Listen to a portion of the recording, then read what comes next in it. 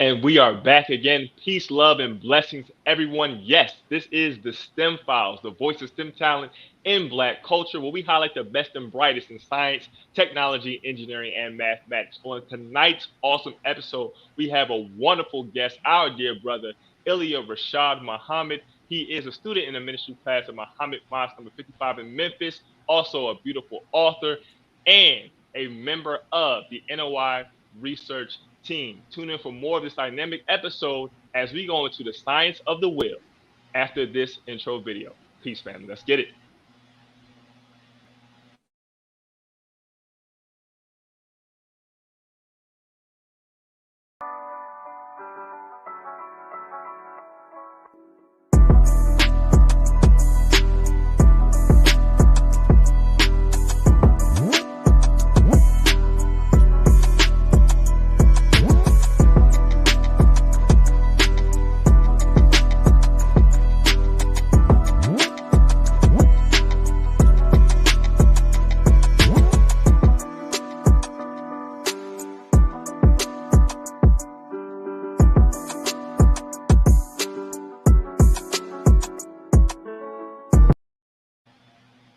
All praise is due to Allah family. Again, welcome back to this is the season premiere of the STEM Files, the voice of STEM talent in Black culture, where we let everybody know that not only are we Black in STEM, but Black is STEM. Before we That's continue, right. we will be remiss if we did not highlight that this show and in its entirety in this particular episode is dedicated to the 26th anniversary of the Million Man March, which occurred on October 16th, 1995. We would like to show you a short highlight video to commemorate this awesome and timeless event.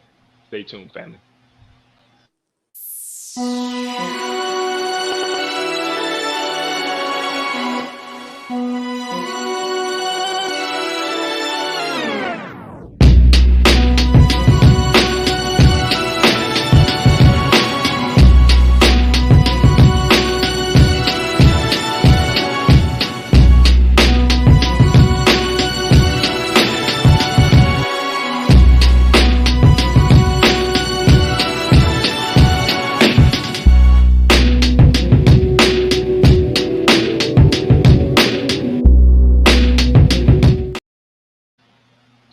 Man, I cannot wait for this Excellent. Sunday. This Sunday's actually going to be on fire. Brother, who you And man, telling? Who you listen, I got to telling? get my notepad out for that one. But family, again, as we move forward, again, this is the STEM Files. But you know what? We got to say this something else. So this is hashtag NOY Thursday. Because we got the nation babies in the house, the student and ministry class in the house. We out here killing this, family. So as we continue, family, I am your humble co-host, Jabril Muhammad, aka Jabrilliant Engineer. I am a civilian mechanical engineer focusing on naval ship fluid systems with a background in materials science and engineering. I am always joined by my more illustrious co-host, Tariq Muhammad. What's going on, bro? Praise be to Allah. Once again, family, thank you all for tuning in. My name is Tariq Muhammad, aka Tariq Cardiac. I'm a biomedical research scientist with a background in cardiovascular pathobiology, which is the study of how diseases form in the heart and blood vessels. I'm excited for tonight's show. It's going to be different from any other show our brother has been on. We're going to be talking about the deep science of the mother plane, UFO, mother wheel, what spaceship, whatever you want to call it. We're going to get deep into it. So without any further ado, welcome Student Minister Ilia Rashad Muhammad to the platform. How you doing, sir? Man, I'm doing wonderful, especially with those kind of intros, brothers. I'm hyped. Certainly excited to be here. Praise be to Allah. Jabril, you want to get it started? Absolutely. Thank you again, beloved, for gracing us with your presence, taking the time out of your busy schedule to come on and really help to educate not only your brothers, but also those of us who are on. Family, please give us some black fists in the comments. If you are ready, tapped in and ready to go, make sure you are liking, commenting, and sharing with your loved ones, colleagues, associates as we get into the nitty gritty. As we continue, Brother Ilia, we'd just like you to give a brief introduction. Who are you? What makes the man? Tell us a bit about your background, and then we'll get into some questions. Certainly. Of course, I'm your brother, Ilia Rashad Muhammad. I'm one of the Muslims in the Nation of Islam, as they call it, right? Yes, sir. I accepted Islam back as a teenager, just around the time, a little bit a year or so before the Million Man March, to be honest with you. And coming from an evangelical Christian background, both parents being of evangelical Christians, born and raised in the Church of God in Christ, always had a good belief and love for the scriptures, love for God. And it wasn't until I really came into the Nation of Islam that I found out what all those scriptures and all this talk about God was really about, because it is from the Nation of Islam and the leadership of the Honorable Minister Farrakhan that God, scripture, prophecy, the world was all made sense and could be explained really in scientific terms. That's right. So this became very attractive to a young mind like myself, that was starting to become somewhat disenfranchised with the spookiness of religion and just starting in college. So everything happened at the right place and the right time. And the best thing I ever did in life was to listen to that man, the Honorable Minister Louis Farrakhan. And if it were not for that, I wouldn't be here today talking to you, fam. Oh, praise. Gotta give all the credit to where it's due. And yes, we would be remiss if we didn't give thanks to the Honorable Minister Louis Farrakhan as well. Now, we were infants during the Million Man March. Our fathers were there for sure, but I was 10 months old. Jabril was like maybe a little over a year. And we didn't really have the luxury of being there physically, but we're definitely benefiting from the amazing work that happened that day, with the way we live our lives now. So we want to thank the Honorable Minister Louis Farrakhan, and of course his teacher, the Honorable Elijah Muhammad, and his teacher, Master Fard Muhammad. We would be remiss if we didn't do that. But tonight's show, like I said earlier on, this is going to be different from any show you've seen our brother on when he talked about his book or what the federal government is just now willing to quote unquote open up about.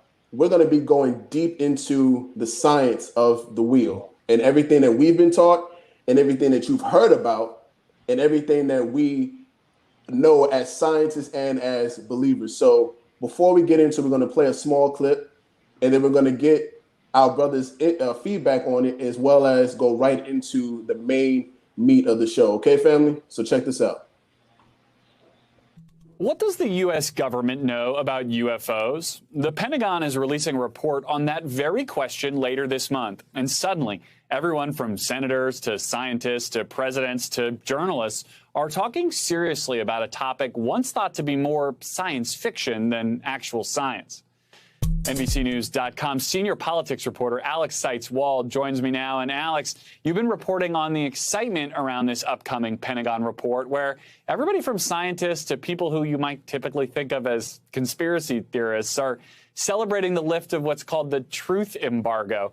About a third of Americans think we've been visited by alien spacecraft, according to a recent Gallup poll. So what are some of the people you spoke to expecting from this Pentagon report? Yeah, Garrett. Well, first of all, what's not expected in this report is, spoiler alert, aliens. The U.S. government is not going to come out and say we've had contact phase. I'm very sorry. But what we're kind of expecting is basically... All right, we're going to cut it off right there. It's too much weird energy going on there. But so, Brother Ilia, what are your thoughts on this so-called truth embargo? What do you think is the primary purpose of the federal government just now trying to release information or admit that we've been visited by quote unquote UFOs? Well, the fact is that there's always been a truth embargo. And that embargo has been placed on the Nation of Islam in particular, ever since the Honorable Elijah Muhammad brought the reality of this truth about these circular planes that they call UFOs to the world. This was in the early 1930s when it was Master Fard Muhammad, who is the teacher of the Honorable Elijah Muhammad and the person responsible for these circular planes. It was he in the early 1930s who pointed out these planes to the Honorable Elijah Muhammad and inculcated him with the firsthand details pertaining to these planes. where they come from, what they can do, who pilots them, where they were made, how they were made, the composition that they're made of. In fact, the Honorable Elijah Muhammad taught us that he personally knew some of those scientists, who are people, by the way, who actually operate these circular planes that the world now calls UFOs. So there's always been a truth embargo placed on the Nation of Islam, particularly as it relates to the truth about these planes.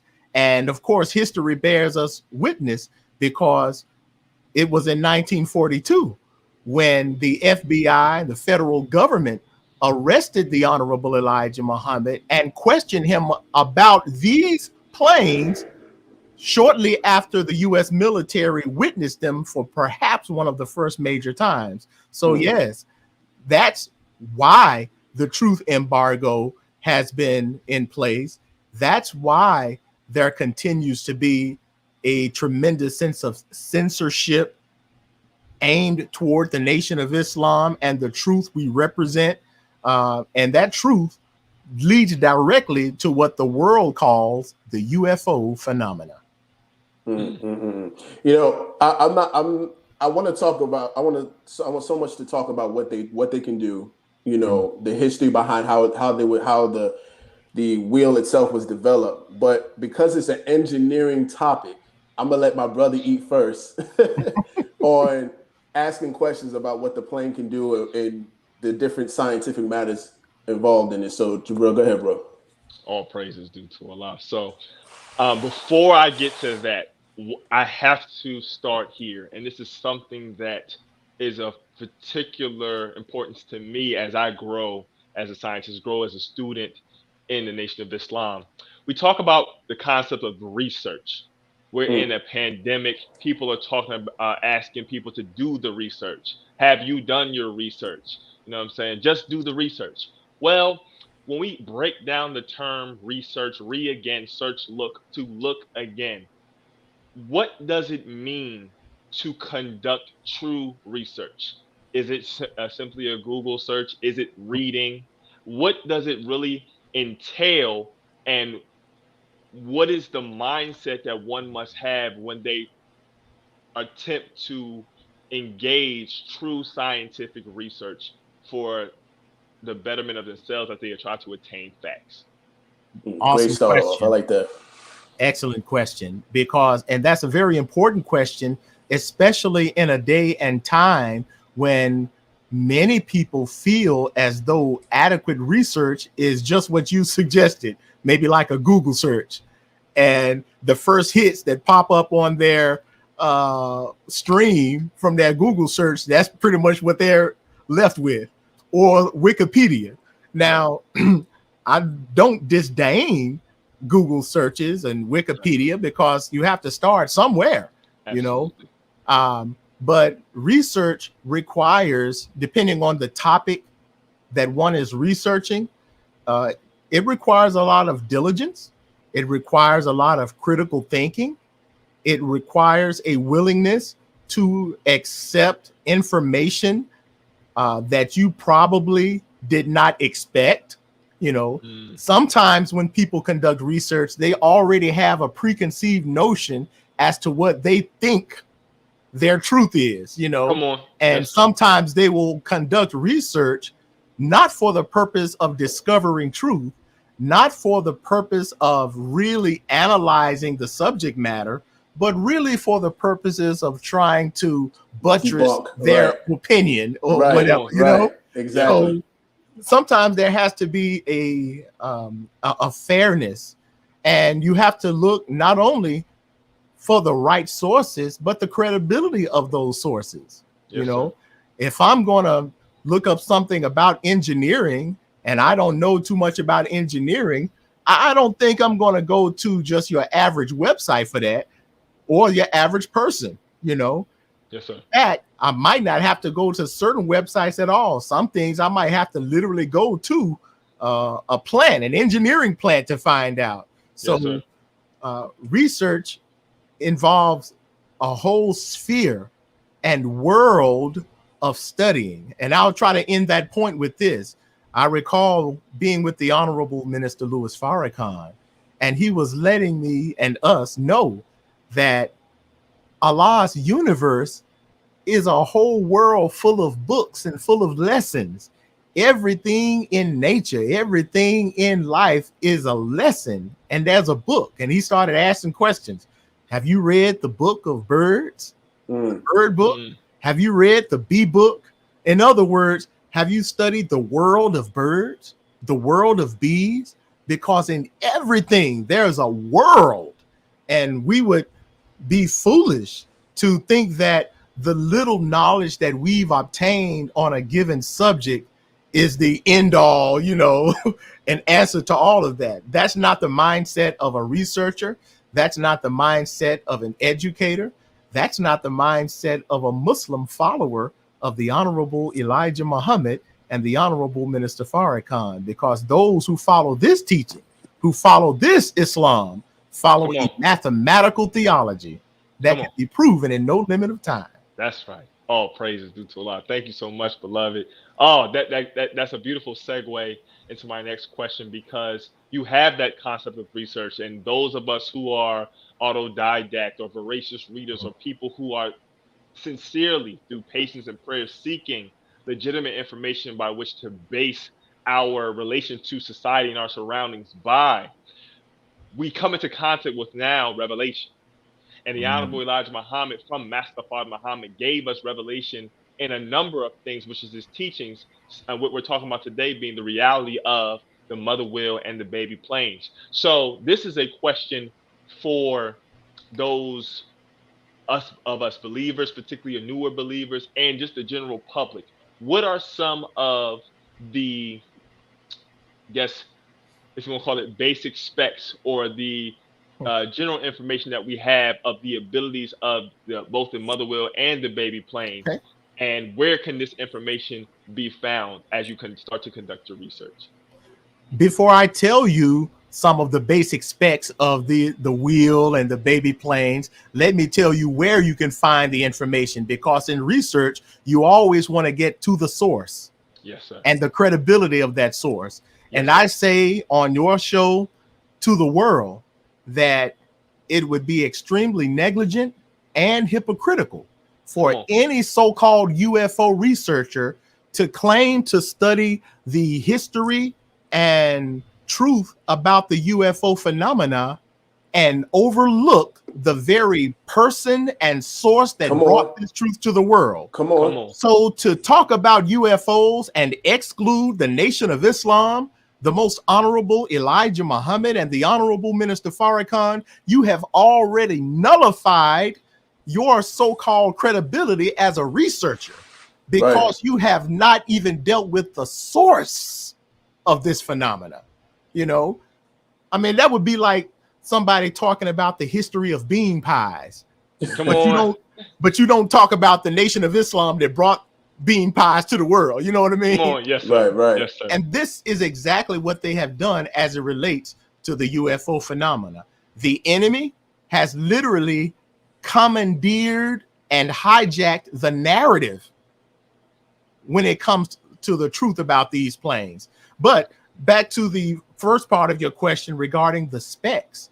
In a nutshell, what Allah in person, see, nothing spooky about this so-called religion, nothing spooky about this. What Master Father Muhammad physically showed to the Honorable Elijah Muhammad was this huge circular plane, which we call the mother wheel or the mother plane. Some call it the mother ship, which is literally a half a mile by a half a mile. The Honorable Elijah Muhammad said it's a mile straight through. Come on. Okay. And with this huge circular plane that can fly in any direction at any time at unfathomable speeds, it is literally a city in the sky. Yes, it is in fulfillment of all those prophecies that folks in religion have read about and hooped about and prayed about and shouted about. Come on, Muhammad. But now that prophecy, those prophecies of God's heavenly dwelling place has been fulfilled in the real world. And this is what the Nation of Islam represents and points out to the rest of the world. So this huge mother wheel is accompanied by 1,500 smaller circular planes. Now, we don't know, I don't recall anywhere where the Honorable Elijah Muhammad said that all the baby planes are the same size. Right. So they could vary in size, but the common factor is that they are all resemble the mother plane in the sense that they are all circular in nature. Yes, sir. You know, whether it's an orbital type of circular nature, whether it's a, you know, kind of dome-ish, they're wheels. Yes, sir. And that's why they have been described by the prophets and by the Honorable Elijah Muhammad as wheels, because they are more wheel shaped. Yes, sir. And these baby planes, as we call them, also known as bomber planes, because they do contain weaponry. Yes, sir. Right. Significantly advanced weaponry. Right. And these planes, like the mother wheel, fly at unfathomable speeds with inexplicable maneuverability that has just baffled the propulsion and aerodynamic engineers and scientists, as I'm certain Yes, you sir. know. Yes, sir. That has baffled the scientists and militaries and governments of the world. It's these planes that were first introduced to the modern world in person by God's representative, the Honorable Elijah Muhammad. You know, and this is on record, by the way. This is why I say that it's so hypocritical for historians and so-called UFO researchers to act like they don't know that the nation brought this truth to the world. Yes, It's sir. hypocritical for government officials now, even though they've been deceived too. But those higher up to act like they don't know where this comes from, please, hypocrites. But back to the specs. Yes, sir. These planes are from this earth. They are not from outer space. Come on, Muhammad. They were constructed on this earth. On this earth, it took approximately 20 years before it launched in 1929 in a very, very secretive project. And at the helm of this project was God in person, Master Father Muhammad. Yes, sir. The workforce consisted of a number of thousands of people operating on the construction of this plane and the smaller ones. However, they did not know, the vast majority of the workers and skilled scientists working on this project did not know what the ultimate aim would be. They just had their parts to do, and they were paid quite handsomely for doing their part. But it was Master Father Muhammad and a select few scientists under him. And by the way, these scientists are also what the scriptures refer to as angels. Nothing spooky over here now. Elijah Muhammad brought us a real, actual fact, mathematical theology that can be proven in the real world. So to try to cut that part short, it was made here on this earth by a human workforce. Yes, sir. At the behest of Master Father Muhammad, in fulfillment of what all of those prophecies that people in religion have read about when it comes to the coming of God.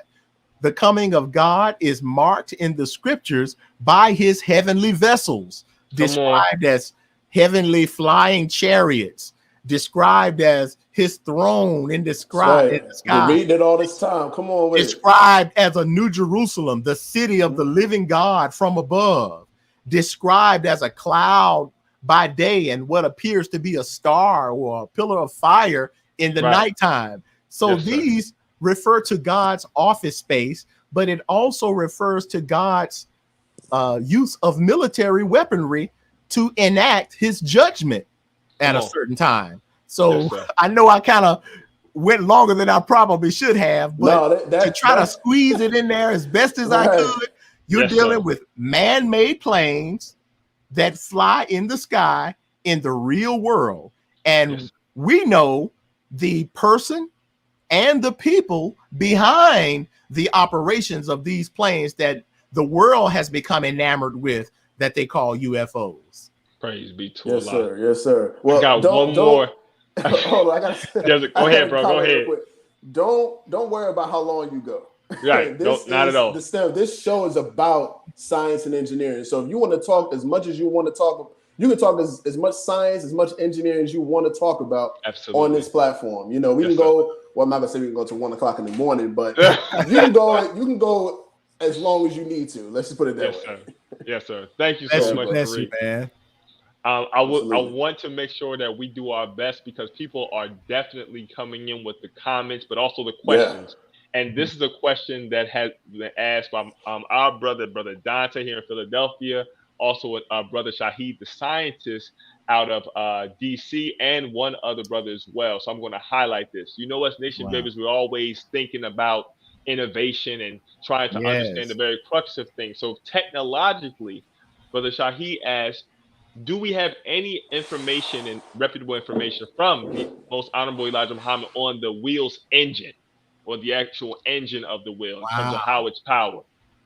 You know, what we know about the wheel and how it's powered and operated, ultimately, it is empowered and powered by the mind of Allah and those scientists that control it. The Honorable Elijah Muhammad did mention things about the engines of the wheel. Right. And I think if I can direct you, if I'm not mistaken, I can direct you to the Theology of Time lecture series. The Honorable Elijah Muhammad spoke a lot on the wheel. That's right. Those series. And he spoke about the wheel in practically every major publication of his. So that's why I get surprised when people act like they don't know what the Nation of Islam and Minister Farrakhan and the Honorable Elijah Muhammad, like they didn't know what they were talking about when it comes to these circular planes. Hell, is every publication, every speech, every message, major speech that the nation produces. So that's another subject for another time. But the Honorable Elijah Muhammad did mention something about the motors of the wheel. And if I can direct you to Theology of Time, I can't recall the exact date of which part he was talking about, but he mentioned some things about the wheel, about the engine of the wheel. I even recall in the Theology of Time when the Honorable Elijah Muhammad was talking about the scientists who pilot and control those wheels and their ability to tune in, is what he called it. I think in science, they call it things like telepathy and telekinesis. Come on. Those scientists, those human beings who pilot these so-called UFOs have been taught since very, very young ages, like 4 or 5 or 6, something like that. And they have been taught under the direction of Master Fard Muhammad. So you're dealing with people who are not corrupted by the miseducation and corruption and social corruption of this world. You see, these were once children skilled and trained under direction of the Supreme Being. So with this upbringing and this training, they have been able to tap into capabilities that you and I have the potential to tap into, but the average person just have not been able to do so yet because we are not under the fullness of the correct training and we're still in this corrupt world. But needless to say, the Honorable Elijah Muhammad was talking about the capabilities of these scientists and their ability to tune in and do things with their mind, and how you and I can do the same thing. Even in our rusty state, as we are coming into the right knowledge and coming into our right mind and right being, we are able to tap into some of those capabilities like tuning in. And the Honorable Elijah Muhammad gave us instructions as to what to do to practice on this technique and capability. Yes, he talked about getting into a quiet getting into like a quiet place and right state of mind and really focusing in. If it's a brother that you're trying to reach, he said, just kind of zone in and think about that brother for a while. You know what I mean? And it's a possibility that he might receive that message. Come on. Yes, sir. Then he gave another example. He said, think about the motors of the wheel. What? Me and Jabril do that with our minds all the time. But go ahead. I'm telling you. And so this is nothing magical. This is science. Yes, sir. But it's a science that has not been in its fullness revealed to this world, because the Honorable Elijah Muhammad said that wisdom in its fullness would not be revealed while Satan is still in power. Come on. See? Yes, sir. Ultimately, that science, that technology, that healing, that salvation, that what people call the kingdom of God, heaven on earth, that will come into existence. But the wisdom that brings that lifestyle, that brings that civilization into existence, cannot be totally revealed to us in its fullness while Satan is in power. And this is why the purposes of that wheel serves as an instrument of God's judgment. One, to destroy, to help initiate the destruction of this current evil world and its paradigms and its systems. But then, as it destroys its system, that's why it's a military weapon. Yes, sir. As it destroys its system, the other purpose is to help establish that full healing and peace and salvation that will last forevermore. Yes, sir. I like to use this pun, and the pun is intended. At a certain point, the technology and wisdom and healing and capabilities that are on that wheel, thy will be done on Come earth on. Yes, as sir. it is in heaven. Praise. That never gets old. Thank you so much. For I know y'all that. like my little pun, right? No, I love that. Of course. Yes, sir. Of course, of course. As I turn it back over to my brother Tariq, I just wanted to highlight something. You know, my mind is turning like the motors on the wheel so fast right now, as I'm really thinking and trying to internalize everything you were saying, just to help paint a picture when we talk about power and the engines on the wheel. For those of us who have studied physics, we know that there's an equation for power. And that equation is work times speed, or work divided by change in time. We're taught in our lessons given to us by Master Fard Muhammad that the average speed of thought is 24 billion miles per second.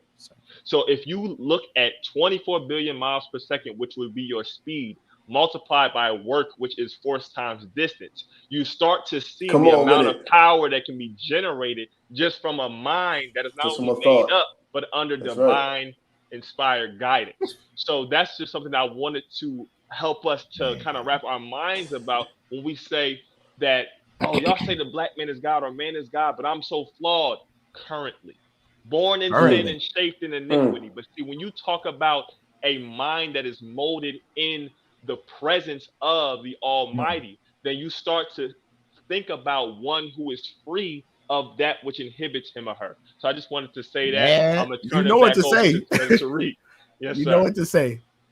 Praise be to Allah. All right, family. Keep going to questions, family. We all up in there. Keep going your questions. Oh yeah, I can't wait to get to one of the questions that's up there too. Yes, I can't wait to get to that one. But all right, so we're about halfway through the show. At this time, we want to highlight a Black-owned business. This business is ran by 3 amazing Black engineers. They're young, they're talented, and they were just on our show about 2 weeks ago talking about their company, New Cannon Development Group. So check out this short commercial about what they do as a company.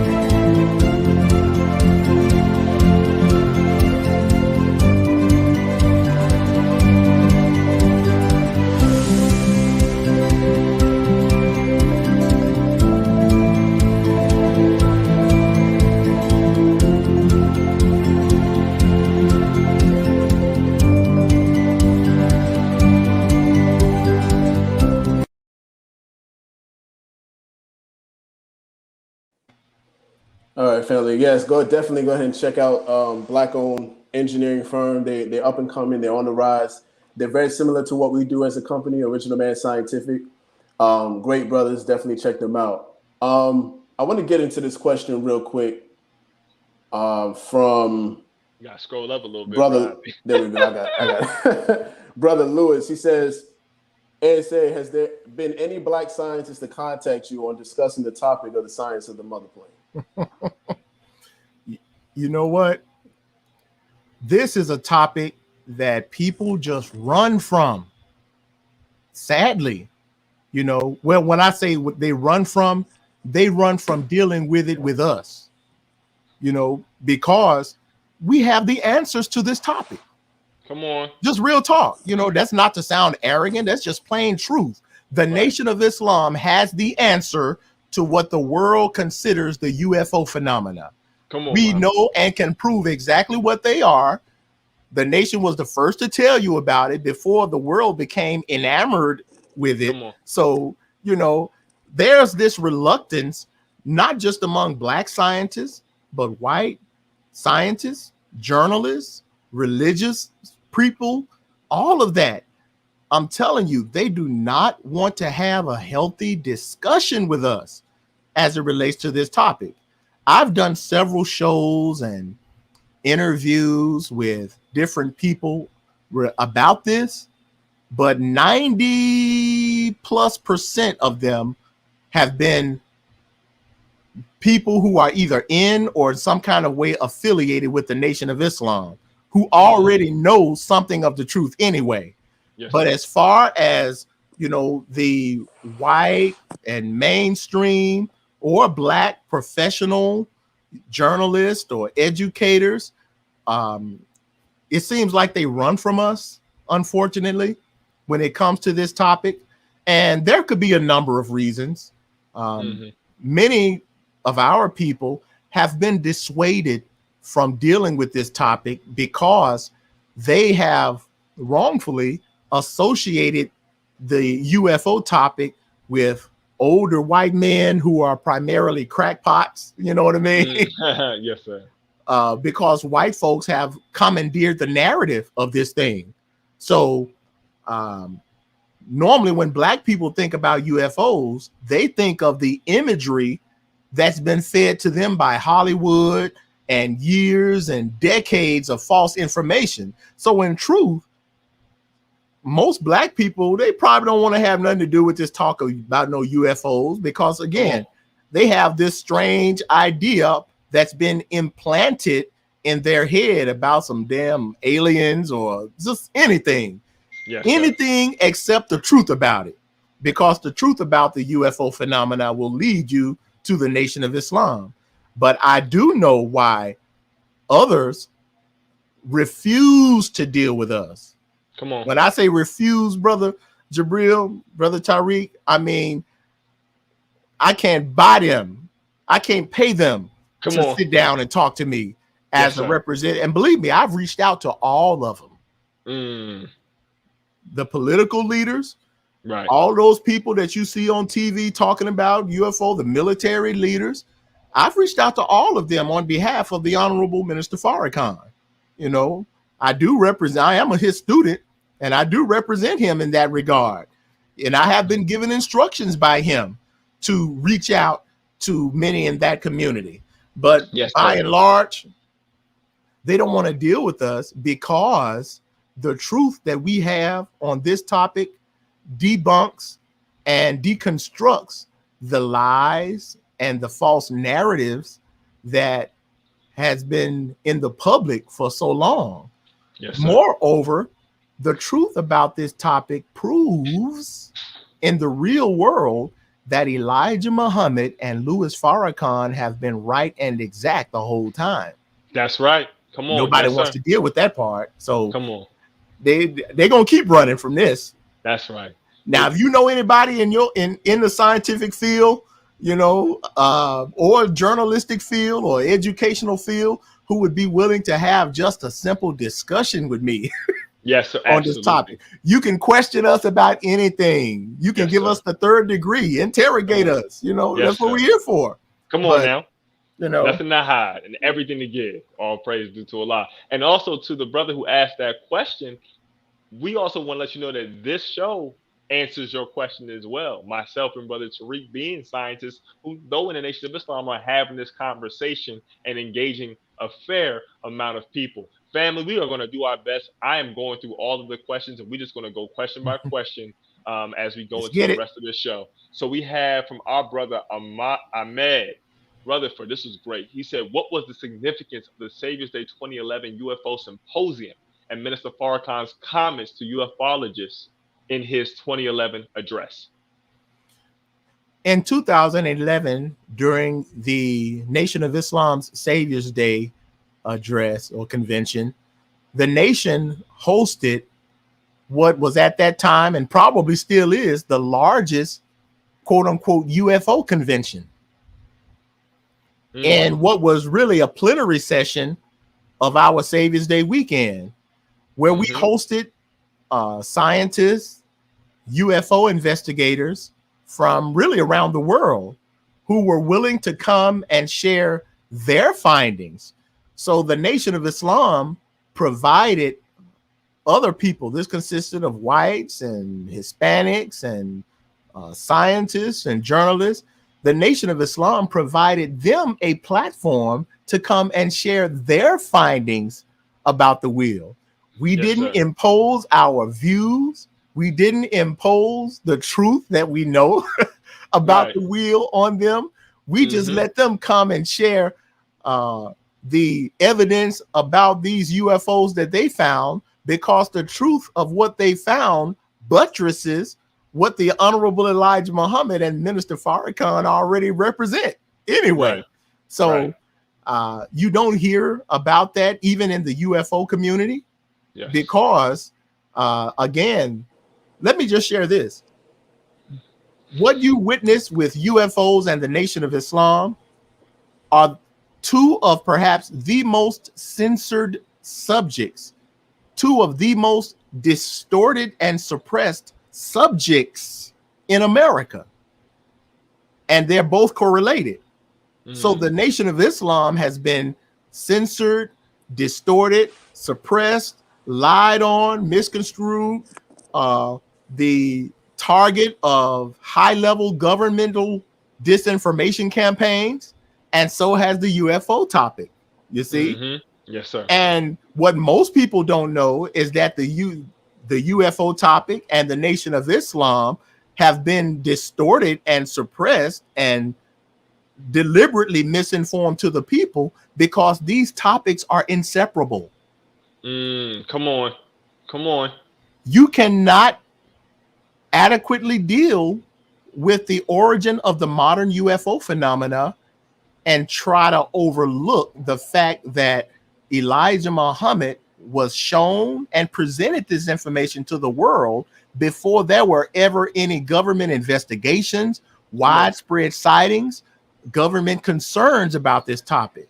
You can't discuss the UFO topic without acknowledging the fact that the FBI arrested and interrogated Elijah Muhammad about these planes, these wheels, these UFOs that they had just experienced and witnessed over what they call the Battle of Los Angeles in 1942.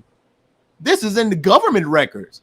Hell, it's in the declassified FBI files. Come on. So if this is in the declassified FBI files that show that the FBI always studied Elijah Muhammad's teachings concerning this wheel and took it as a matter of national security, but you don't hear none of these so-called government officials, or so-called investigators talk about that. Yes, please. You see, yes, sir. These are two inseparable subject matters: UFOs and the Nation of Islam. And you know what? You can't truly talk about the Nation of Islam without dealing with the UFO phenomena, because to get to the root of the Nation of Islam, you have to deal with the realistic God in person, who is the author of this thing. Come on. And it was this God in person who is responsible for these crafts that fly at these phenomenal speeds. Yes, It sir. was this God in person, Master Fard Muhammad, that the FBI and CIA are still looking for, Come on. and that they questioned Elijah Muhammad about extensively. Where is he? You Come say on. you talk to him. Right. See? So Yes, sir. again, and all of this, not only is it historic, but it's scientific, because these wheels have baffled the scientists and militaries of the world. Yes, Because since the 1940s, the late 40s, all your major world militaries have been, in words, bothered by the technology of these circular planes that Elijah Muhammad introduced to the world. Yes, sir. Yes, They sir. have been known and are on record for shutting down America and the world's most advanced nuclear weapon sites. Come on. Rendering whole military bases inoperable. Come on. Deconstructing America's test missiles and nukes. Shutting down communication systems remotely, and then dancing around, see the wheels dancing around military sites just to let them know there's a superior power. Let's go. That's right. Yes, sir. See, Yes, sir. that's the kind of God we deal with. We don't need no spook. Our God, it can be proven in the scientific world. You hear me? That's yes, right. sir. I'm glad. Okay, bro. I'm sorry. Go ahead. No, man. Because I was about to start preaching, so it's good to y'all. He does segue right to another question. But go ahead, Right. And that's exactly what. So Jabril and I, even we haven't really gotten a sufficient response from the scientific community about this show. And this show is about science, and the hosts are scientists. You know, and even though Jabril and I were trained by the world's version of what scientists and engineers are, we use our skills and our knowledge to help build our nation. Right. You know, so we are extraordinary thinkers when it comes to not separating God and science. Come on. So this question that comes up from the Black Math Academy. Come on, that was my question. What happened to that question? I got it right here. Right. I got it right here. Oh, there you go. All right, bet. So he said, I'm curious to know your thoughts on the connection between science and religion. Can STEM prove the existence of Allah God? And please give examples of how STEM has already done so. Go ahead. Go ahead. This is beautiful. Man, where do you start with this one? I don't know what your religion is, but the religion of the Nation of Islam is science. Come on. Let me read you some words directly from the most honorable Elijah Muhammad. These are words that he shared before the world, or at least before the nation, on July 23rd, 1972. Amidst his lecture, and he was talking about the wheel in this lecture too. And then at a certain point, he said, look, and I'm quoting, I just want to teach you science. He said, I'm just grieved over that. I want to teach you the science which you should know.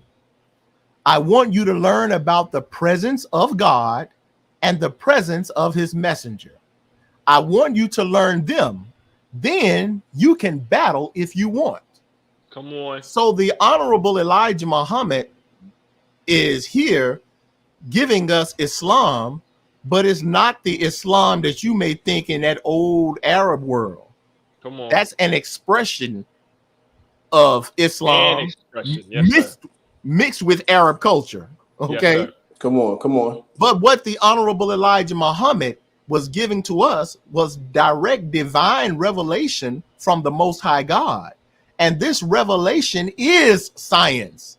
Yes, sir. So the honorable Elijah Muhammad was sharing that he's grieved over the fact that his job is to teach people the divine supreme wisdom of God, which is science, but he's teaching it to a people who don't think scientifically. And to this day, 2021, we find where the masses of our people and the world, for that matter, have largely rejected the teachings of the honorable Elijah Muhammad, even though it is straight actual facts and scientific that can be proven in the real world. So when it comes to this religion called Nation of Islam, hell, it is science. It is mathematics. You can't tell me that our God can't be proven in the real world. See, if you got a spook God, you can't prove that. A spook God is limited to your interpretations and can only live in your mind or your imagination. Come on. I know that may be offensive to some people, but the Go ahead real and God, the God of the Quran, the God of the Bible, all show us a God who is interested in the affairs of human beings. All of these describe a God who is human, but he's not like the rest of the humans. This is a God of science, man. A God who has not only is of science, but has demonstrated his majestic, superior science to the world. So this wheel, these wheels they call UFOs, the most honorable Elijah Muhammad said it is a masterpiece of mechanics. He didn't say it's a masterpiece of belief. He didn't say it's a masterpiece of somebody's imagination. Hell no, it's a masterpiece of scientific and mechanical engineering.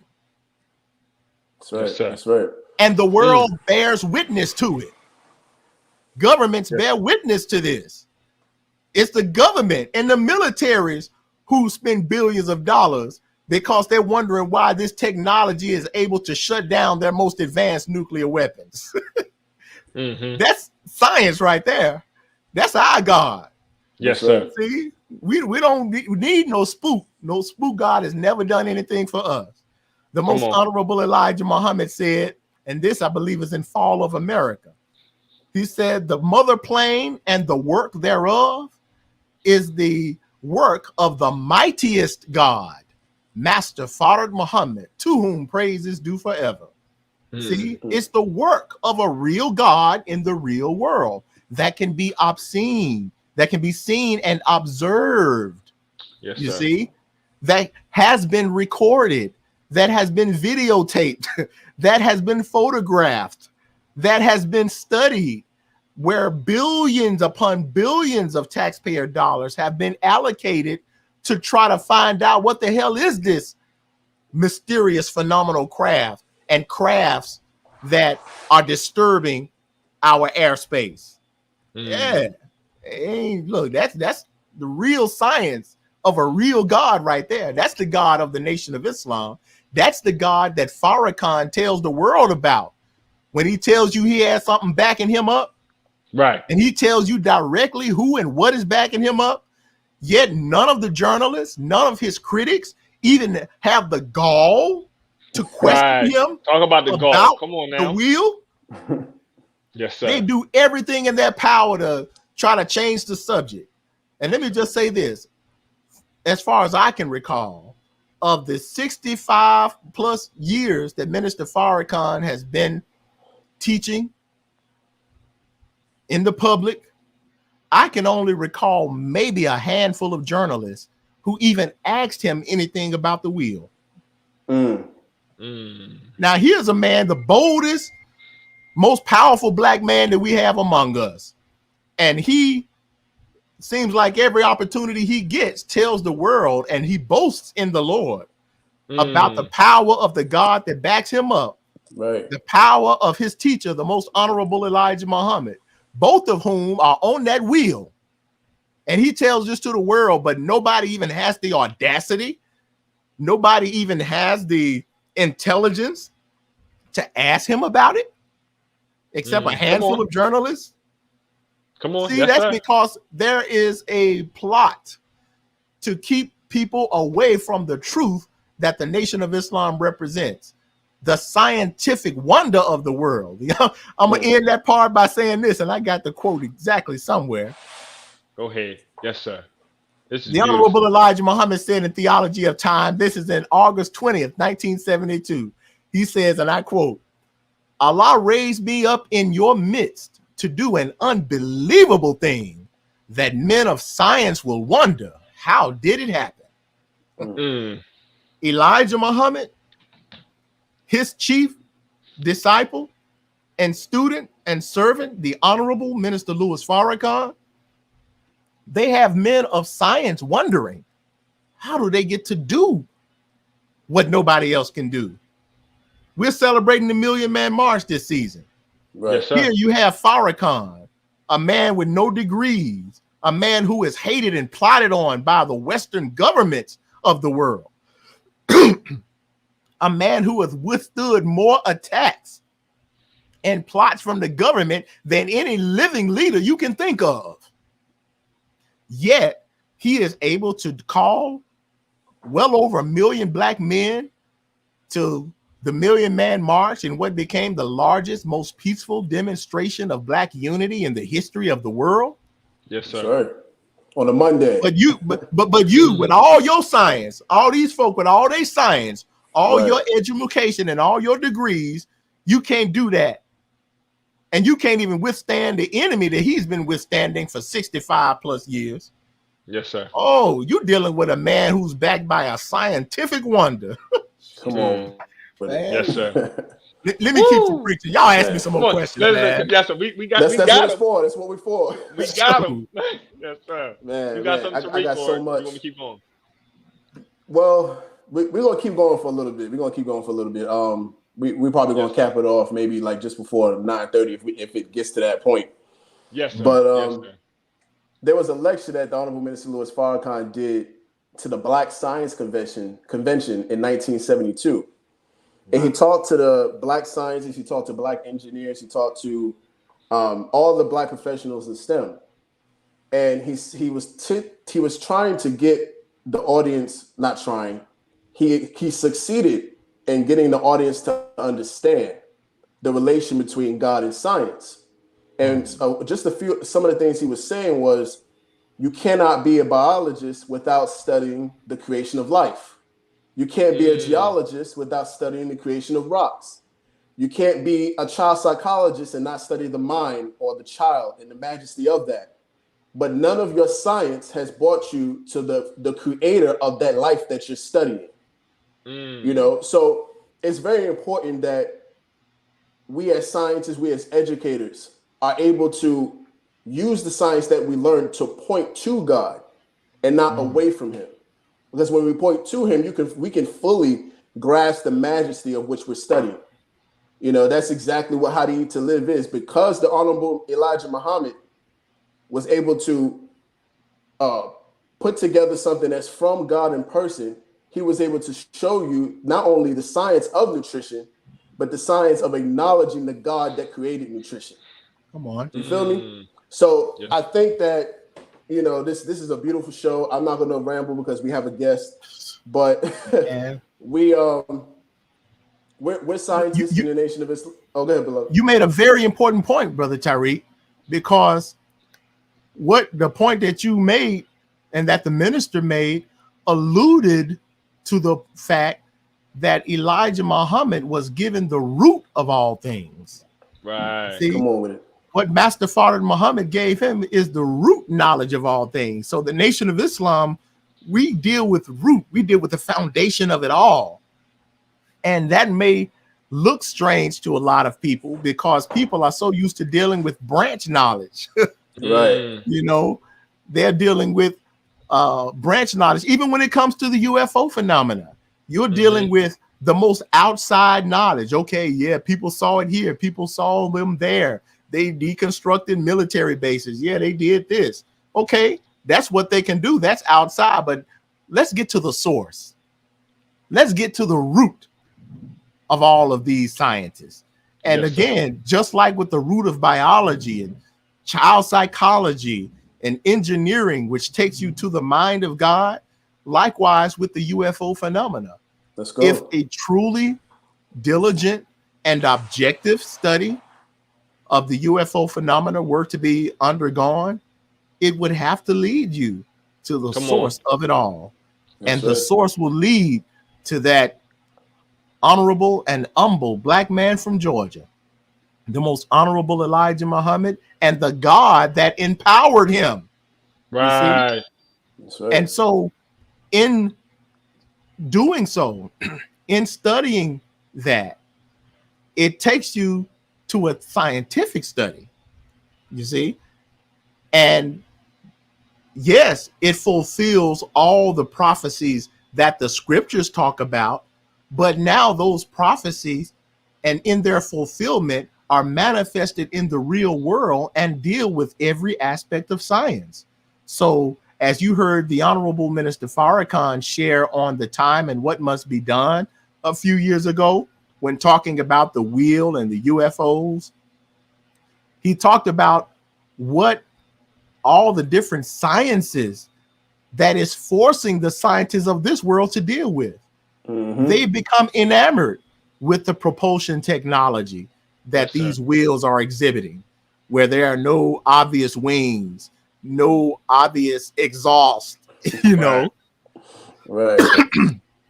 But yet they're flying at unimaginable angles and turns and speeds. And the Honorable Elijah Muhammad said it. He said, look, he said that a plane made in this wheel, shaped like a wheel, because of that, they can fly in any direction at any time. Yes, sir. He said, because they are from this earth and they do absorb oxygen from this earth and things like that to fuel, they can go anywhere out in space that they like. He even said that the wheels, they can create their own atmosphere. Yes, sir. Yes, sir. You see, the wheel is described as a human-built planet, and just as the planet creates its own atmosphere, you know, yes, sir. likewise with the wheel. You know, that's why they can go anywhere in space that it wants. Yes, they don't have the same type of vegetation. Yeah, they don't have, some places don't have water, don't have the life forms that we think would be hospitable to life in those regions of space and universe. But the wheel can go because it creates its own atmosphere. You see? Yes, sir. Yes, sir. That's a science that has baffled the heck out of the scientists of this world, you know. So all of these things just take us to the source of everything, and that source is always going to be the supreme being, Allah. Yes, sir. Whoo! Praise be to Allah. This has been this has been the show that we wanted and then some. Yes, sir. And before we continue, I want to get into this question here from Brother Shane here in Richmond, Virginia. He asked, is it true that the version of the mother plane proves that there may have been another, or is Ezekiel's version of what Vision of what Master Prophet built? Vision, excuse me. If what you can see the question. I think there's a little time there. I got you. But Shane, shake it to my heart, brother. You know what I'm doing. Appreciate the question too, Brother Shane. So what Ezekiel saw was not a real life fulfillment of anything.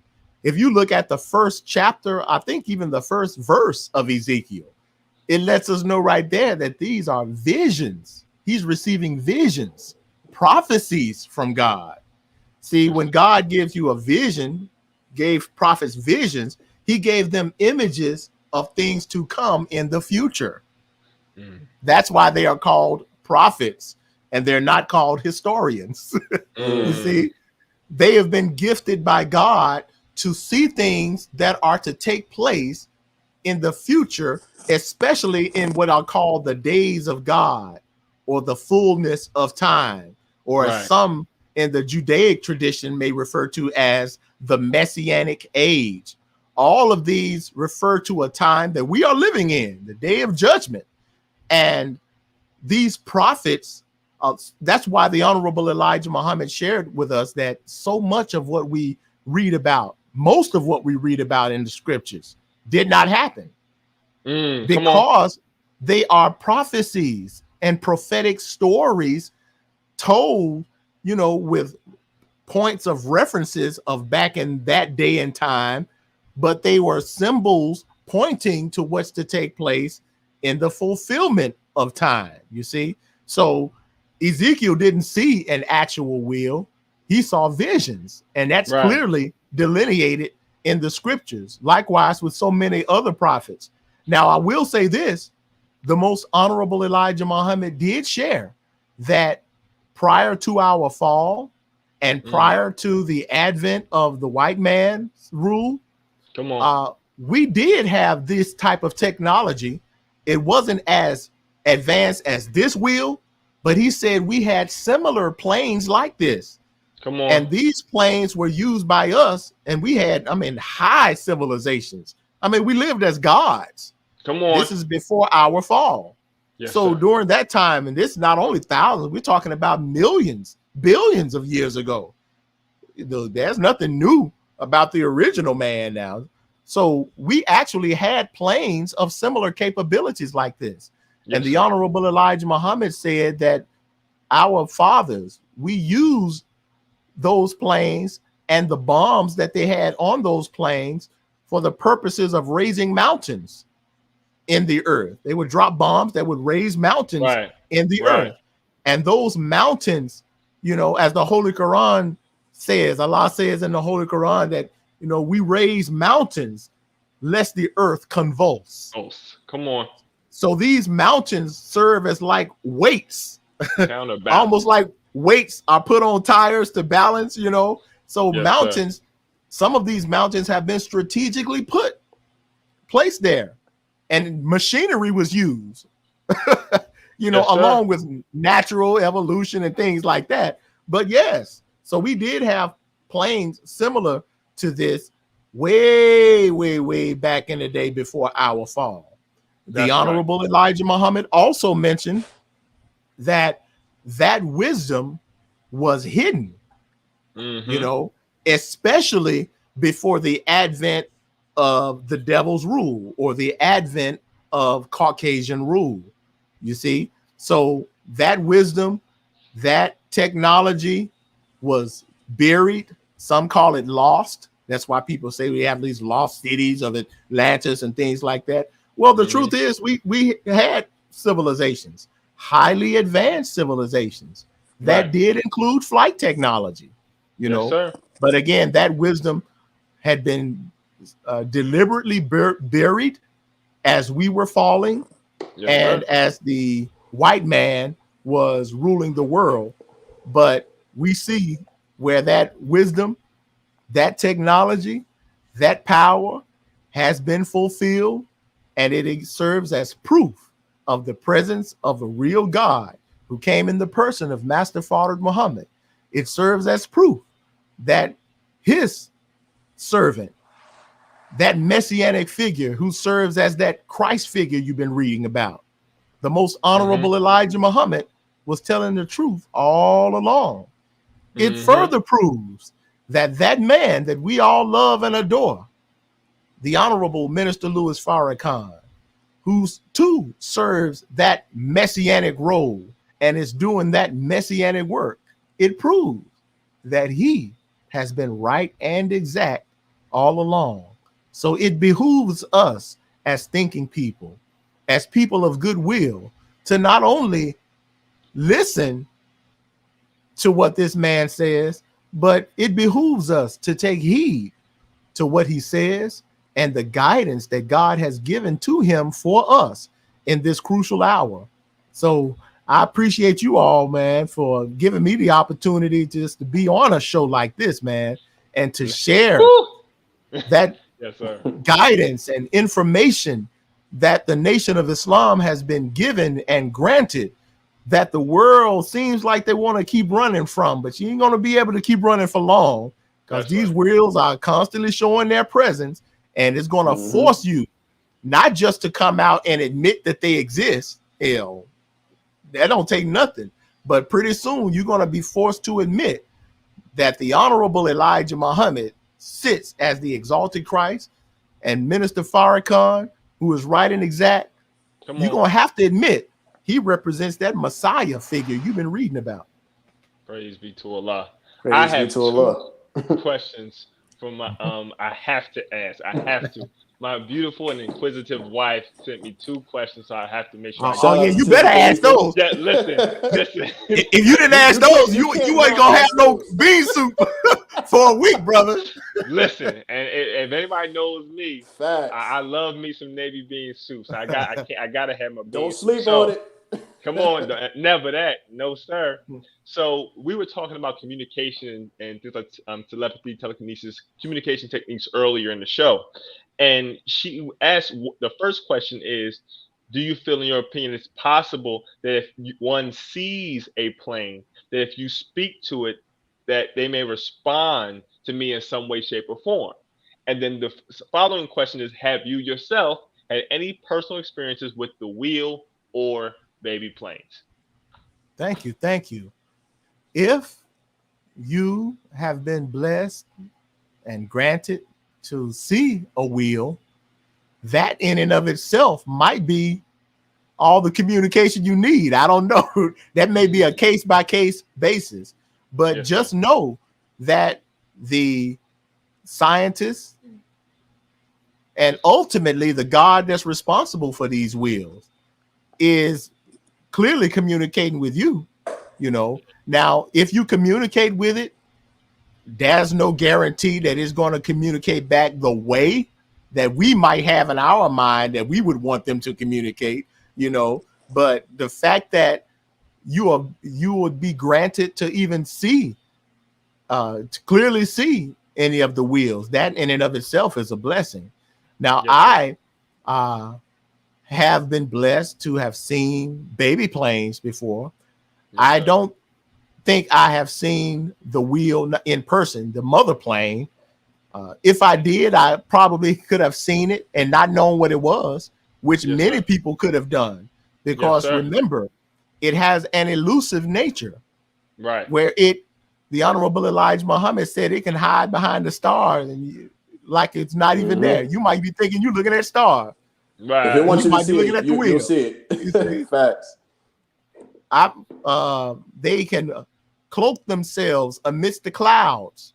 You see, Mm. so you probably saw it and didn't know what you were looking at. Yes, sir. But there have been occasions where I have seen baby planes. And it's been clear. And I tell people this all the time, even if I didn't, Mm. the truth and the facts are so freaking overwhelming that I would be a fool and anyone else would be a fool to try to deny the fact that these planes exist when hundreds of millions of people all over the globe have seen them, countless videos. And I'm not talking about the, CGIs and computer Right. generated stuff and hoaxes Mm. and Photoshop. I'm not even putting those in the same category, but the real photos and videos and countless investigations, and the fact that all this militaries and governments have put so much emphasis and money behind trying to monitor and even trying to stop it. Man, please, we would look like a fool trying to deny the fact that man-made planes don't exist. Shit. Mm. Yes, sir. Wow. Tariq, Y'all, I'm having Yeah, bro. fun, man. you want to segue to some of the All right, some of the other imagery we have as we move to close? yes, absolutely. Yeah, so we're coming up on the end of the show. We went a little longer than we usually did, and I'm glad we did because this has been Absolutely. a Woo! dope show. World Because premiere. even Yes, sir. right, season premiere of the STEM Files. We've been at it for Absolutely. man, how long have we been doing this? 5 years. Yes, sir. Yeah, 5 years total. Praise is due to Allah. As of 2 weeks ago, 5 years total, and we always love to have um, guests such as yourself come on who can come at a topic from multiple angles. With us being scientists ourselves, we sat here extremely educated, and we don't take anything for granted. We appreciate your time, the time that you gave. We have a thing called the social media tap in, where we get to know the guests outside of the topic. And Come one of the on. things that you and your sons do, you and your children, is beekeeping. So tell us a little bit about beekeeping and tell us exactly what's going on in this image. Yes, Yes. yes. That's one of numerous passions and endeavors that I and my family are engaged in. I got started in beekeeping about 8 or 9 years ago, shortly, about a year or two after I really got into gardening. I became so fascinated with gardening because I guess, like so many people, I had been taken away from nature and the simple things in life, like growing your own food, that when I actually just tried to do a little bit of it, I was so enamored and fell in love with this concept that represented our own independence, growing your own food. So I started with that. And then the more that I got into gardening, I realized that to be successful at gardening and growing fruit, that these fruit have to be pollinated. So I had to start learning something about pollination, which I didn't remember any of that in science class. You know, I failed science in high school too. You know, so it's all good. So, you redeemed yourself, brother, in the work you're doing. That's right. Come on now. Come on now. Indeed. So that's what led me to beekeeping. And yes, I met a friend of mine who was a beekeeper, and I went from there. And look, I just took off. Yes, nothing was going to stop me from doing that. And I've been doing it for about 8 years now.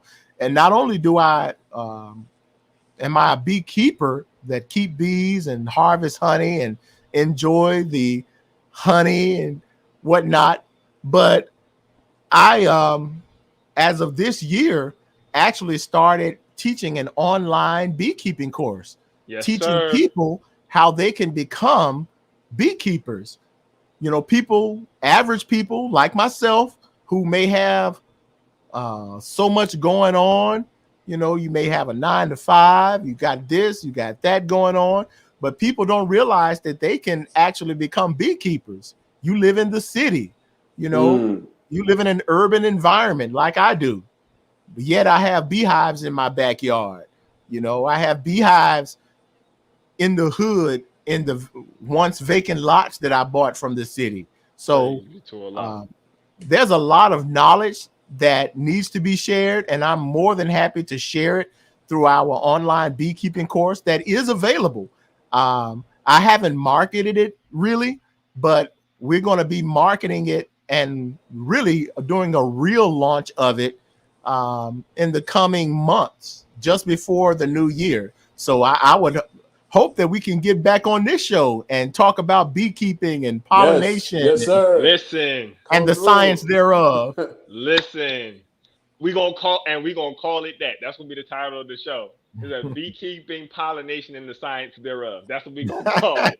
Listen, I need everybody in the comments, drop a 1 in the comments if you would love to see and engage with a STEM Files episode on beekeeping. We bring our brother Ilia Rashad back, and he goes into the various stages, different types of honeys, difference between different bees. Is there such thing as an Africanized bee?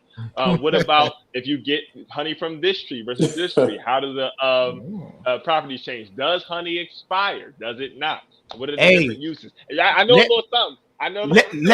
Let me warn the people now. You might be like me. See, I used to be known as a pretty boy. Now, I know that's kind of hard for some of y'all to believe, but I used to be considered a pretty boy because I wasn't the type of dudes to get my hands dirty and all of that. You know, I thought I was cute. But I'm telling you, regardless as to what endeavor you are in life, you start learning about this majestic creation of God called the bee, the honey bee in particular, and even practice, get started in beekeeping. Oh, it's not addictive, but you will fall in love with it. Come on. So you would surprise yourself. I'm talking to those who were like, "Ooh, I don't like no bugs, ain't in the bees." Yeah, you sister. I'm talking about you. I'm talking about that brother. I'm talking about that brother that, you know, you be trying to swat the bees, and when you see them, look, right. You'll fall in love with them and have you, man, in love. You'll be scheduling your week thinking about when you can go and check on your bees and stuff, man. And that's real. I'm being funny with it, but you'd be surprised. And more importantly, there are so many lessons and signs from Allah present in those mysterious little creatures called the bees. Back to that question the Black Math Academy asked earlier. Yep. You're gonna see God in that work, I'm telling you. Yes, that's real. sir. That's Sure. real. And going back to that question Minister Farrakhan asked me, he said, have you read the book of the bees? You know, referring to the world, the universe of bees and the lessons that they can teach us. Absolutely. So yeah, man, we're gonna have that talk, brother. Praise be to Allah. Excellent. The ones have spoken. It's at least 30 ones. Listen, so we're gonna put this show together. It's official. And you know, in our lessons in the original rules of instruction to the laborers, it says big fields await the wide awake man to work out in. And that's not only physical, but that's spiritual. But since we're talking about physical, brother mentioned vacant lots that he put hives in. You know, I was blessed in 2014 to go to West Africa, specifically Ghana, and do a 4-week internship that involved beekeeping as well as mushroom cultivation. And it was then that I really, at that time, fell in love, but I never got back around to really starting that apiary and engaging that beekeeping like I would have liked. So, inshallah, this will be that boost I need to really get into it. And we're going to put this together. And we also, because there's so many questions that you all had, we want to do a part 2 to the science of the wheel. So if you want a part 2 to the science of the wheel, throw them 2s in the comments. You got these people blowing up the chats, beloved. Listen, throw them 2s in the comment section, and then we'll move to close out the show. So Tariq. Right. Yeah, and a lot of I don't talk about this a lot, but I majored in agriculture in undergrad. And one of the things that I took a 1-hour beekeeping class. We went out to the farm. This farm has a nearly 500-acre teaching farm attached to the university. And one of the things we were taught was, you know, how these bees come together and do what they do. I got chased literally around the farm by like 3 or 4 bees because I don't know what it was. I kept spraying them. Because I didn't want them nowhere near me. I'm allergic to bees. I got chased through the cornfields. I got chased through the catfish pond. I was the laughing stock of that whole class. you probably was going through the flight path and didn't know it. Right. You know, but I would be interested in learning more about it. You know, I'm one of those brothers that's not really too keen on bugs, but I would definitely love to learn from my brother. Because I know my. You gonna sign up for the course? Watch. Yes, sir. Absolutely. All right, family. So the next thing we got on the show is the Final Call newspaper. Jabril, you want to tell us more about it? Absolutely, family. As you know, and has been well eloquently put on tonight's show, we're members of the Nation of Islam, and this is the flagship news source for the Nation of Islam, the Final Call newspaper, a message dedicated to the resurrection of the Black men and women in America and the world. Our most recent edition is A True Friend. The Honorable Minister Farrakhan has a beautiful centerfold article where he goes into the characteristics the Honorable Elijah Muhammad has and in the work that he has done and demonstrated to the Black men and women and really humanity that shows why he is a true friend. If you want to tap in, and we encourage you to do so, to get your digital edition, go to finalcalldigital.com and register that so you can get it every, I believe, Tuesday it comes out, so you can go have it on your phone, have it on your tablet, have it on your computer. If you are in a local area, whether it be Philadelphia, whether it be Memphis, whether it be Virginia, and you want to tap in with your local Muhammad Mosque to get it physically, make sure you do so. You can message myself or Brother Tariq if you're in our area, so we can make sure you get it every week. But family, it is unadulterated truth told from our perspective. We write the paper, we edit the paper. It is for us, by us, but with universal truth for the whole of humanity. So make sure you tap into that Final Call newspaper. But before we continue, bro, you're gonna learn to say my city, bro. If you're anywhere in the Richmond, Virginia area, that's what I said. Bro, he says his city. No, you said Virginia. You didn't say Richmond. I thought I said Richmond. I normally say Richmond. You never say Richmond. That's not true. All right. Okay. I swear, but all right, you caught me then. I'll make sure I will make sure my due diligence. I'm I just say messing with Richmond, my brother. Virginia, going forward. Praise you to Allah. Uh-oh. You still with us, bro? I think he froze just for a Oh no, second. Praise be he to there. He there. Allah. All right, there we go. Yeah, we good All now. right, can everyone see me? Yeah, you good, bro? All right, cool. So, brother Ilia, can you tell us how, for those who don't have your book already, can you tell the listening audience how they can get your book, UFOs in the Nation of Islam? Certainly. Just go to our website, nationbrothers.com. Nationbrothers.com. We have our book and other resources on our website. And in fact, you should even see something about our beekeeping course. But there should be widgets on the side if you scroll, and you should see our books, UFOs and the Nation of Islam, and it should direct you to Amazon where you can purchase it. And if you have not read it already, we definitely encourage you to obtain this book. This book has literally changed the game of UFO research and UFO disclosure. We literally have world scholars afraid to deal with us because of the truth that we've been blessed to compile and the research we've been able to compile and assemble in this work called UFOs and the Nation of Islam. So if you just visit nationbrothers.com, we'll go from there and enjoy it and give us your feedback. We certainly want to hear from you. Beautiful. And as everyone knows, the show, we highlight the best and brightest in science, technology, engineering, and mathematics in the Black and brown communities. If you're interested in learning more about what we do or catching up on a few episodes or following the content, just go ahead and follow us on social media at The STEM Files on Instagram and Twitter, and The STEM Files on Facebook and YouTube, hosted by Tariq Cardiac and your brilliant engineer. Next week is another special guest. It's going to be with Brianna Roller. She's a cinematographer and video producer, and she's going to be joining us to talk about the creative process. The creative process, to those who know anything about science, the creative process is extremely important. You have to be creative when doing science or developing anything scientific. So she's going to be taking us through her process and telling us how important the creative process is in developing anything. So definitely tap in October 21st, next Thursday, 8 p.m. Eastern Standard Time.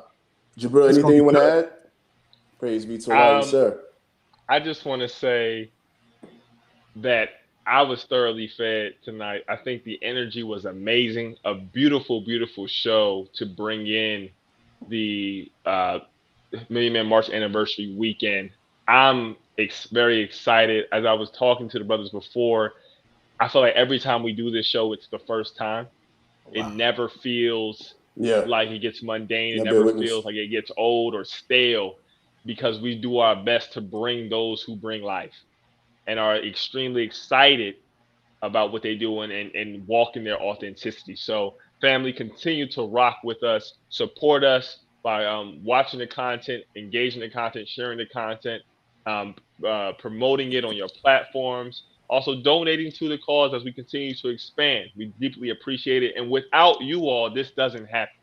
If we're not speaking the language and speaking the language well in a way that you all can understand and share, then we're not doing our due diligence as members of the Nation of Islam, as people striving to be true scientists. So we deeply appreciate all of you for tapping in.